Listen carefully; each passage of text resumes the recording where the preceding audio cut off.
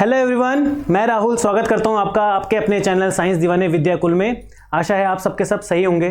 तो आप जैसे कि देख सकते हैं यहाँ पे टॉपिक है फलन का व्युत्क्रम यानी inverse of a function. How to find the inverse of a function. किसी फलन का व्युत्क्रम यानी इनवर्स क्या होता है, ठीक है ना। तो ध्यान से समझेंगे, एकदम बेसिक से समझेंगे इस टॉपिक को। तो आ जाइए।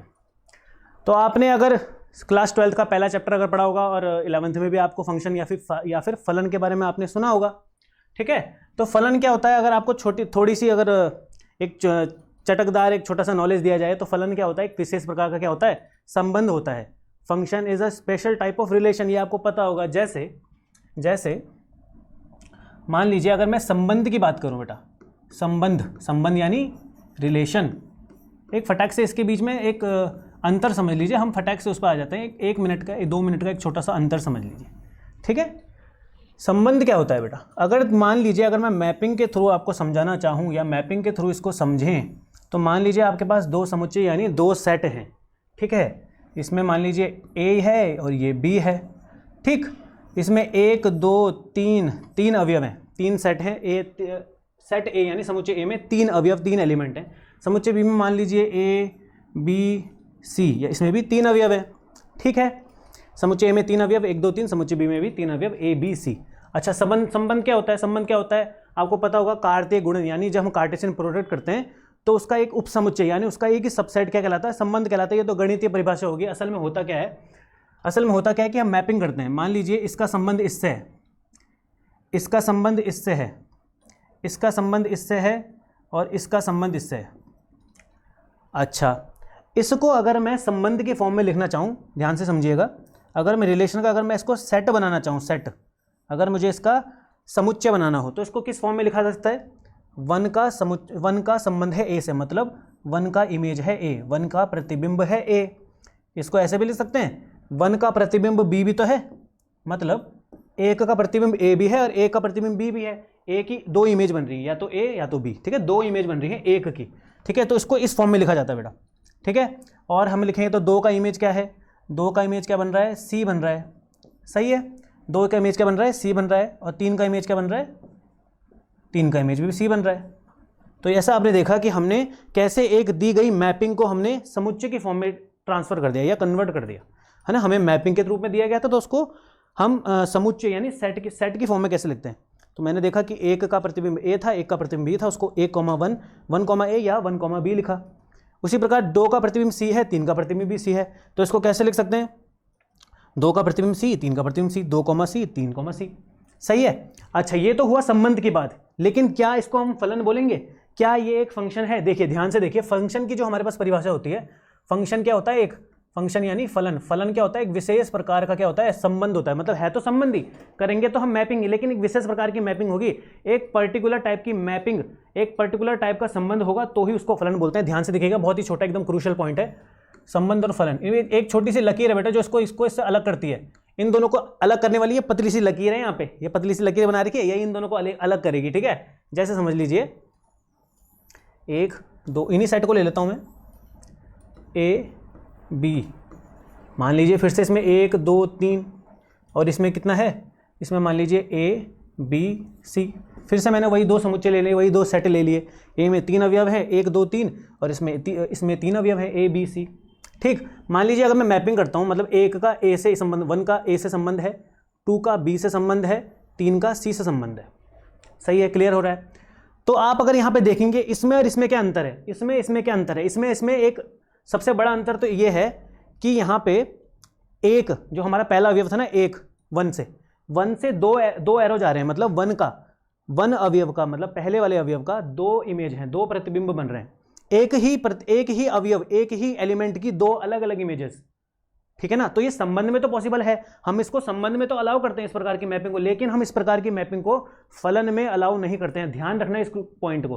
क्या बोला मैंने, जब एक ही अवयव की 2 अलग अलग टाइप की प्रतिबिंब हो, जब एक ही अवयव की 2 या 2 से ज्यादा भी हो सकती हैं, यहाँ पे अभी फिलहाल 2 ही हैं, जैसे एक का ए से भी संबंध है और एक का बी से भी संबंध है, तो एक ही अवयव की 2 अलग अलग प्रतिबिंब होना फलन नहीं कहलाता, ठीक है ना। तो फलन के लिए क्या होता है, हर एक अवयव की अद्वितीय इमेज होनी चाहिए, अद्वितीय प्रतिबिंब, यूनिक इमेज होनी चाहिए, ठीक है ना। तो जैसे यहाँ पे देखेंगे 1 का ए से संबंध है, 2 का बी से संबंध है, 3 का सी से संबंध है। अगर मैं आपको एक ट्रिक की भाषा में समझाना चाहूँ तो मैपिंग में 2 टाइप के एरोस बनते हैं। मैपिंग में 2 टाइप के एरोस बनते हैं। एक तो वैसे 3 टाइप के हैं, एक तो सिंगल वाला बनता है, लेकिन चोंच भी बनती है, 2 चोंच, एक ये वाली चोंच बनती है, एक ये वाली चोंच बनती है। आपको ध्यान रखना है कि हमारी कौन सी चोंच फलन कहलाएगी, कौन सी चोंच फलन नहीं कहलाएगी। ध्यान दीजिएगा, जब आपके पास ये वाली चोंच बने यानी चोंच अंदर, तो संबंध में ये वाली चोंच तो चल जाती है, ये वाली चोंच तो संबंध होता है, संबंध तो हो जाएगा, रिलेशन हो जाएगा, तो ये रिलेशन तो होता है। लेकिन जब हमारे पास ये वाली चोंच आ जाए तो इसको संबंध नहीं मानते, इसका मतलब ये संबंध तो है, लेकिन ये फलन नहीं है। ठीक है, जब हमारे पास ये वाली चोंच आएगी ना, ये वाली मतलब चोंच अंदर और उसका वो जो 2 बाहर पैर हैं वो बाहर की साइड, तो उसको हम क्या मानते हैं, फलन नहीं मानते हैं। फलन केवल तभी मानते हैं या तो सीधे वाले एरो हो, या तो ये वाला एरो हो, जिसमें चोंच अंदर की साइड हो, इधर की साइड, राइट साइड जब हमारी चोंच क्या हो, राइट साइड में हो, तो इसको फलन मानते हैं। ठीक है, और या तो सीधा वाला हो, जैसे मैंने यहाँ पे कर रखा है। तो यहाँ पे अगर मैं देखूँ, अगर मैं इसको समुच्चय की फॉर्म में लिखना चाहूँ तो कैसे लिख सकते हैं? अगर मैंने जैसे यहाँ पे लिखा था तो बहुत ईजी है लिखना। 1 का संबंध ए से, इसका मतलब 1, A। 2 का संबंध बी से, इसका मतलब मैं लिखूंगा इसको 2, B। 3 का संबंध सी से, इसका मतलब इसको बोलेंगे 3, C। सही है। तो इसी को बोलते हैं हम संबंध, और यही संबंध असल में क्या हो जाएगा, फलन। इसको हम फलन भी बोल सकते हैं। तो यहाँ पे ये आर क्या हो जाएगा, ये आर हमारा असल में एफ भी कह सकते हैं हम इसको एफ।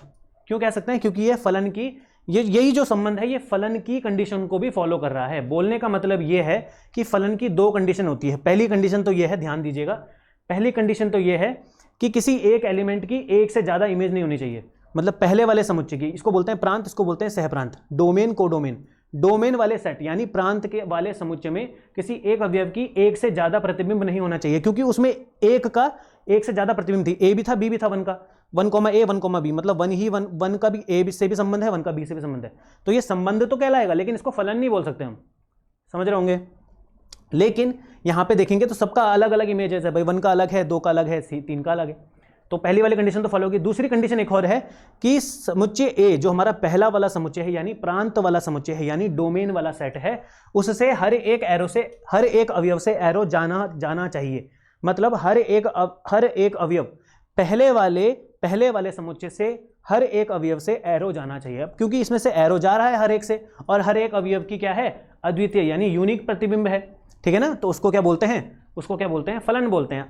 आई होप क्लियर होगा आपको।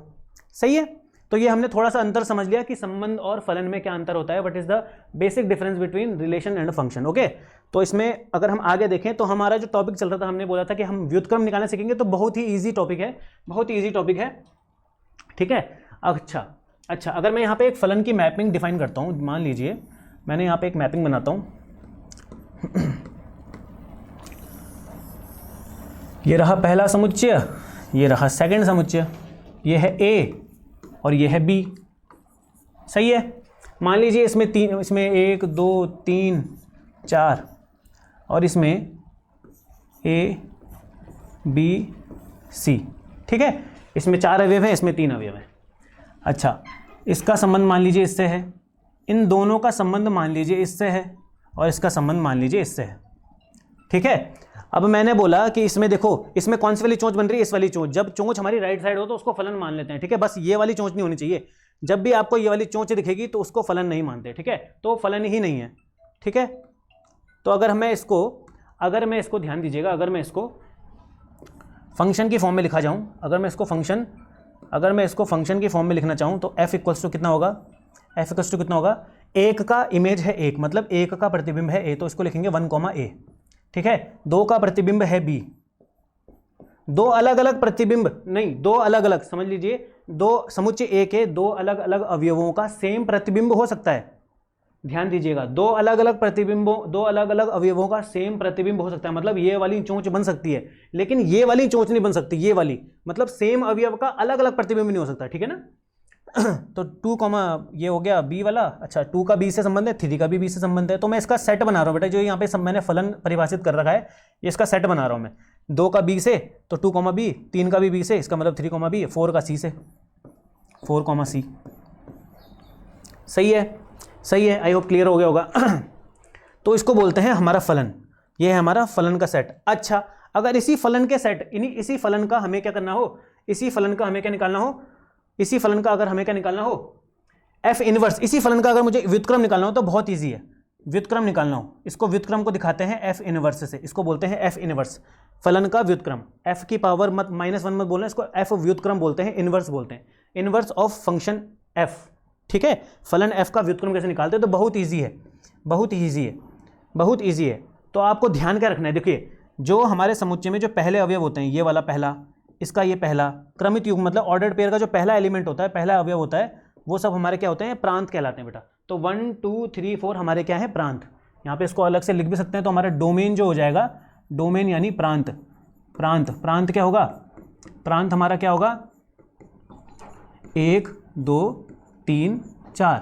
कुल मिला के सरल भाषा में बोलने का मतलब ये है कि जिन अवयवों से एरो जा रहा होता है, जिन अवयवों से एरो जा रहा होता है उनको हम बोलते हैं प्रांत, यानी डोमेन।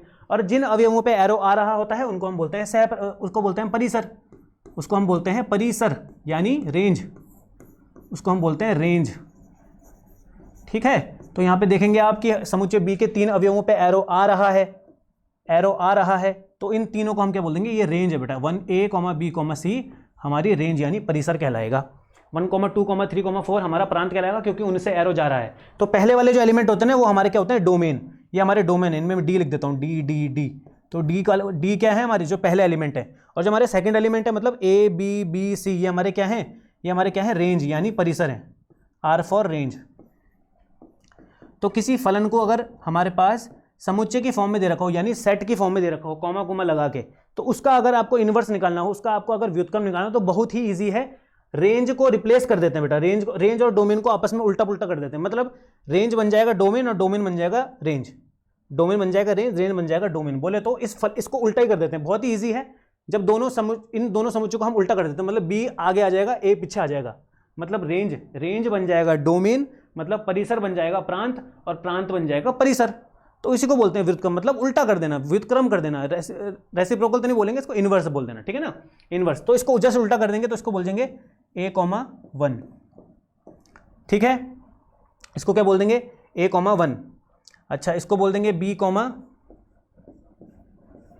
2, B, इसको बोल देंगे B, 2 बोल देंगे इसको बोल देंगे B, 2, इसको बोल देंगे B, 3, इसको बोल देंगे C, 4। बट लेकिन किंतु परंतु ये गलत है, ये है गलत। आपने ये इसका पूछा हो व्युत्क्रम, आपने ये निकाल दिया, तो ये है गलत।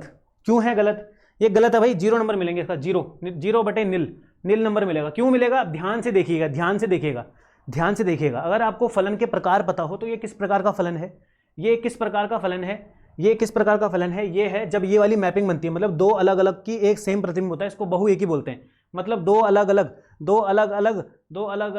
बंदों का, दो अलग अलग एलिमेंट्स या अवयवों का एक के साथ चक्कर चल रहा है, एक के साथ लफड़ा चल रहा है, उसको हम बोलते हैं बहु एक ही। बहुतों का एक के साथ काम चल रहा है ना, तो उसको हम बहु एक ही बोलते हैं। और किसी भी फलन का व्युत्क्रम यानी इनवर्स तभी पॉसिबल है। तो ये क्वेश्चन गलत है, ठीक है ना, ये क्वेश्चन क्या है, गलत, एकदम गलत जानबूझ के दिया है मैंने ये, ताकि आपके बात में अब ये बात बैठ जाएगी, ये बात आपके दिमाग में बैठ जानी चाहिए कि उसी फंक्शन का व्युत्क्रम यानी इनवर्स पॉसिबल है। जो क्या होता है यहाँ पे एकदम नोट बना के लिख दीजिएगा, नोट बना के लिख दीजिए, एकदम दिमाग में घुस जाना चाहिए।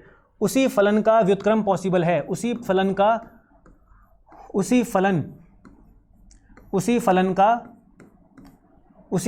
व्युत्क्रम संभव है। व्युत्क्रम यानी इनवर्स, उसी फलन का व्युत्क्रम यानी इनवर्स, उसी फलन का व्युत्क्रम संभव है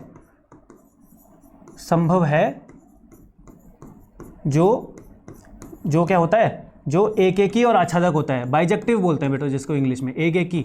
अच्छा, एक एक ही को इंजेक्टिव बोलते हैं और आच्छादक को सर्जेक्टिव बोलते हैं। जब जो फलन दोनों होता है उसको बाइजेक्टिव बोलते हैं। एक एक ही यानी इंजेक्टिव, एक एक ही यानी इंजेक्टिव, और उसको बोलते हैं आच्छादक। आच्छादक को ऑन टू भी बोलते हैं। अगर आपको ध्यान हो, फलनों के प्रकार के बारे में आपको नॉलेज अच्छा हो, तो उसको क्या बोलते हैं, आच्छादक। आच्छादक को इंग्लिश में बोलते हैं सर्जेक्टिव बोलते हैं, उसको ऑन टू भी बोलते हैं।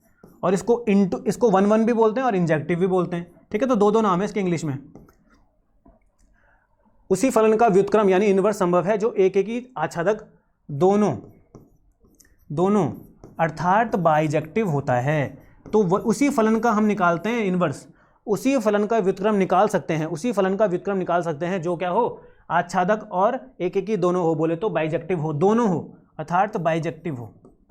तो इस पॉइंट को एकदम ध्यान से नोट कर दीजिएगा, बाइजेक्टिव हो।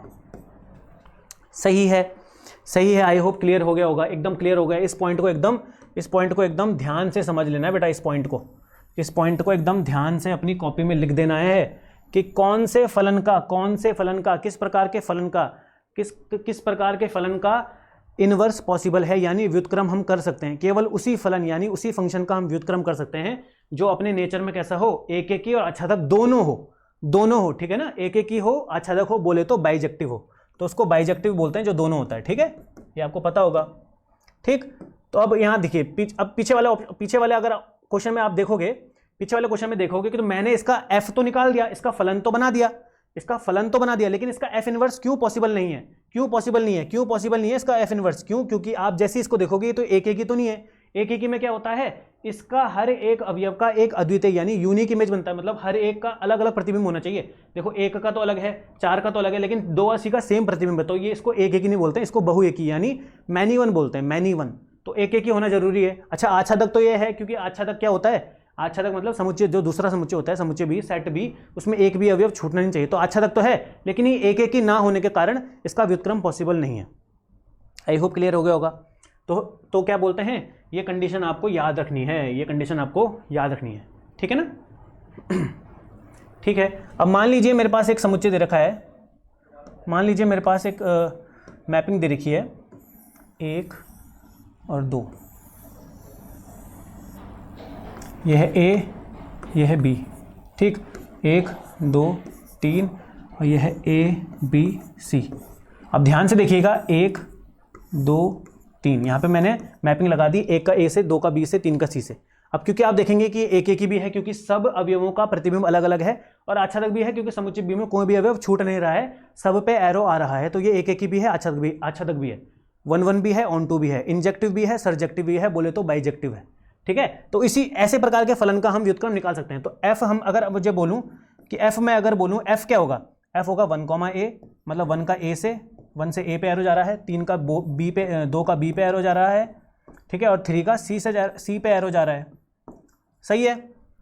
तो इसका एफ इनवर्स यानी इस फलन का व्युत्क्रम कितना होगा, जस्ट मैंने आपको जैसे बताया कि जो पहले वाले हैं उसको डोमेन बोलते हैं, मतलब 1 2 3 डोमेन है यानी प्रांत है, और A B C हमारे परिसर है यानी रेंज है। तो बस इसको उल्टा कर देते हैं, तो हमारा जो परिसर है वो प्रांत बन जाता है, परिसर, मतलब 1, A का उल्टा बन जाएगा 1 A, 1, 2, B का उल्टा क्या हो जाएगा, B, 2, और 3, C का उल्टा क्या हो जाएगा, C, 3। तो इतना बेसिक है भाई। तो आपके फलन के अगर इन्वर्स वाले अगर क्वेश्चन आते हैं तो आपके पास 2 टाइप से आ सकते हैं, या तो आपके पास सेट बना के दे रखा हो, या तो आपको चेक करना हो, ठीक है, या आपको बहुपद वाले दे रखे हो, जैसे हम आगे करेंगे, अब देखेंगे आगे, ठीक है। तो ये आपका निकल गया। अगर आपको ये दे रखा हो तो उसका इन्वर्स ये हो जाएगा, इसका इन्वर्स एफ इन्वर्स। अगर आपके पास एफ ये हो तो उस एफ इन्वर्स जस्ट उन क्रमित युग्मों यानी ऑर्डर पेयर को उल्टा कर देते हैं, पीछे वाले को आगे लिख देते हैं, आगे वाले को पीछे लिख देते हैं, पीछे वाले को आगे, आगे वाले को पीछे, पीछे वाले को आगे और आगे वाले को पीछे। बहुत ईजी है समझना,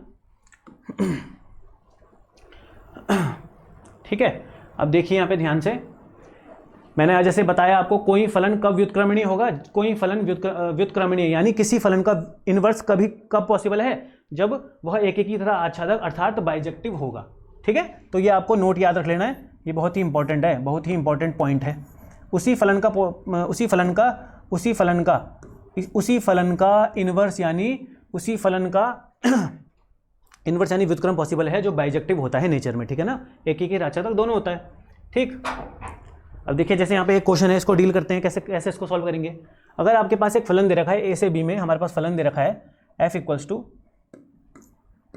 अब देखिए हम धड़ाधड़ क्वेश्चन करेंगे बेटा, धड़ाधड़ क्वेश्चन को निपटाएंगे कि कैसे क्वेश्चनों को डील करते हैं, कैसे एफ इनवर्स निकाला जाता है, ठीक है। हमारे पास देखिए एफ लिखिए, एकदम शांति से एफ लिखिए, 1, A, 2, B और 3, C। 2, B और 3, C, ठीक है। और आपको निकालना है एफ इनवर्स। तो मैंने जैसे ही पीछे बताया है, बहुत ही इजी तरीके से हम एफ इनवर्स निकाल सकते हैं। प्रांत बन जाएगा परिसर, परिसर बन जाएगा प्रांत, जस्ट इसको उल्टा कर देंगे तो A,1 हो जाएगा और ये हो जाएगा B,2 और ये क्या हो जाएगा C,3। बहुत ही इजी तरीके से इसको ऐसे निकाल सकते हैं, बहुत ही इजी तरीके से इसको ऐसे निकाल सकते हैं। आई होप क्लियर हो गया होगा। जब हमें कोई सेट दे रखा हो फंक्शन का सेट डिफाइंड हो तो उसका इन्वर्स कैसे निकालते हैं, यानी उसका व्युत्क्रम कैसे निकालते हैं, जस्ट क्रमित युग्मों को उल्टा कर दो। आई होप क्लियर हो होगा। लेकिन इससे अलग अलग टाइप के क्वेश्चन भी आते हैं, उनको देखिए कैसे करते हैं। देखिए जैसे यहाँ पे एक क्वेश्चन है, एक क्वेश्चन मैंने यहाँ पे दिया है, जैसे f(x = 3x - 2) का व्युत्क्रम ज्ञात कीजिए, find the inverse of 3x - 2। तो बहुत ही ईजी तरीके से इसको समझेंगे। देखिए स्टेप्स, एकदम स्टेप्स याद रखेंगे, स्टेप्स, ये वाला स्टेप्स नहीं, ठीक है ये वाला स्टेप नहीं, ठीक है ना। कैसे वाला स्टेप देखेंगे, ध्यान दीजिएगा, ठीक है। तो स्टेप्स हैं बेटा इसके ठीक है, इसके स्टेप्स एकदम ध्यान रखिएगा। इसके क्या चरण होते हैं, बहुत ही इजी है, ध्यान से समझिएगा। पहला है fx को y से रिप्लेस करें, एकदम समझ में आ जाएगा अभी जब मैं करूँगा। fx को y से रिप्लेस करें,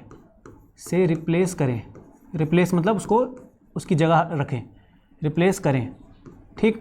इन स्टेप्स को फॉलो करो, एकदम से व्युत्क्रम निकलेगा, एकदम से व्युत्क्रम निकलेगा। स्टेप नंबर टू, ठीक है। x को y से रिप्लेस करें,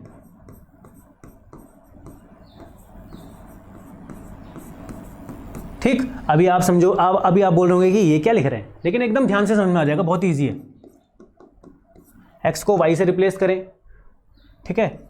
y का मान ज्ञात करें,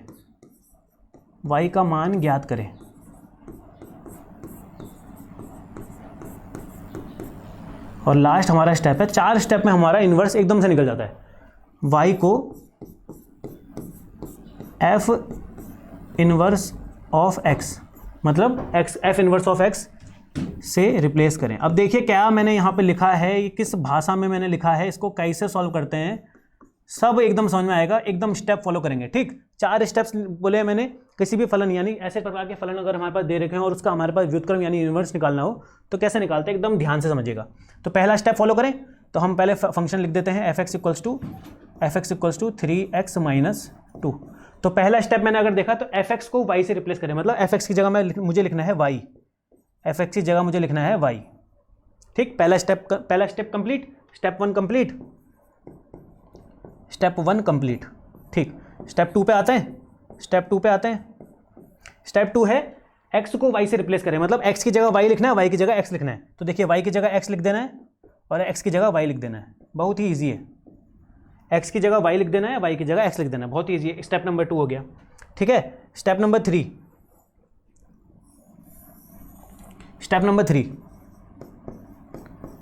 3 है x का या फिर y का मान निकालना। अब स्टेप नंबर 3 में हमको किसका मान निकालना है, y का। यहाँ पे देखिए y का मान ज्ञात कीजिए। अब देखिए y का मान ज्ञात करने से मेरा मतलब क्या है, देखिए जो हमने यहाँ पे स्टेप नंबर 2 तक पहुँचे, यहाँ तक पहुँचे 3y - 2। y का मान निकालना मतलब y को इंडिपेंडेंट करना, यानी स्वतंत्र करना। y को अकेला कर दो। अकेला करने से मेरा मतलब है, आपने छोटी क्लास में करा होगा, +2 को उधर फेंकेंगे तो ये -2 उधर जाएगा, +2 हो जाएगा, = 3y, और y का मान कितना आएगा, x + 2/3। ये y का मान आया y का मान आ गया, y का मान। Step number 3 complete. Step number 4 और हमारा लास्ट स्टेप है, y को f इनवर्स x से रिप्लेस करिए, x + 2 हमारा मान आया था, x + 2/3 हमारा मान आया था y का। y की जगह मुझे बस ये लिख देना है, f इनवर्स ऑफ x। तो बस हो तो गया, यही तो हमारा व्युत्क्रम है, यही तो हमारा क्या है, इन्वर्स है उस फंक्शन का। यही तो हमारा निकल गया फंक्शन का इन्वर्स। ये देखिए इतनी आसानी से निकल गया, हमने एक एक स्टेप फॉलो किया, एकदम निकल गया। तो इस फलन ये हमारे पास जो फलन दे रखा था 3x - 2, इसका इन्वर्स यानी व्युत्क्रम क्या होगा, x + 2/3। बहुत ही आसानी से समझ लिया होगा, ठीक है। आगे भी अप्लाई करते हैं, इनको आगे भी अप्लाई करके देखते हैं, ठीक है। देखिए यहाँ पे एकदम स्टेप बाय स्टेप करेंगे। f(x = हमारे पास सबसे पहले यही है, इसको तो लिख देंगे, ठीक। पहला स्टेप अगर आपको याद हो, f(x) की जगह क्या लिख देंगे, एफ एक्स की जगह क्या लिख देंगे वाई। यह है स्टेप नंबर 1। फिर सेकंड स्टेप क्या था, एक्स और वाई को आपस में इधर उधर कर देंगे, मतलब एक्स की जगह वाई, वाई की जगह एक्स, तो वाई की जगह एक्स लिख देंगे और एक्स की जगह क्या लिख देंगे वाई। ये हो गया सेकंड स्टेप। तीसरा स्टेप अगर याद हो तो वहाँ पे वाई का मान ज्ञात करना है, मतलब वाई को खाली करना है, तो उसको पहले उधर फेंकेंगे तो 5 × x हो जाएगा 5x equals to 4y minus 2, minus का 2 उधर जाएगा तो 5x प्लस का 2 इक्वल्स टू 4y, और y का मान कितना आएगा 5x प्लस 2। वाई को खाली करना है एकदम अकेला कर देना उसको। तो ये हमारा मान आ गया, ये हमारा मान आ गया y का। Step number 3 complete. Step number 3 complete. और लास्ट हमारा स्टेप क्या था, y को किससे रिप्लेस कर देना, y की जगह क्या लिख देना है, y की जगह क्या लिख देंगे, y की जगह हम लिख देंगे f inverse of x, f inverse of x। तो ये रहा भाई हमारा व्युत्क्रम। इस फलन, दिए गए फलन का हमारा व्युत्क्रम क्या है, ये रहा। 4x माइनस 2/5 का व्युत्क्रम क्या है, 5x प्लस 2/4। बहुत ईजी तरीके से समझ लिया होगा। ठीक, नेक्स्ट क्वेश्चन देखिए, 7x माइनस 4, एकदम समझेंगे इसको, बहुत ही ईजी क्वेश्चन है।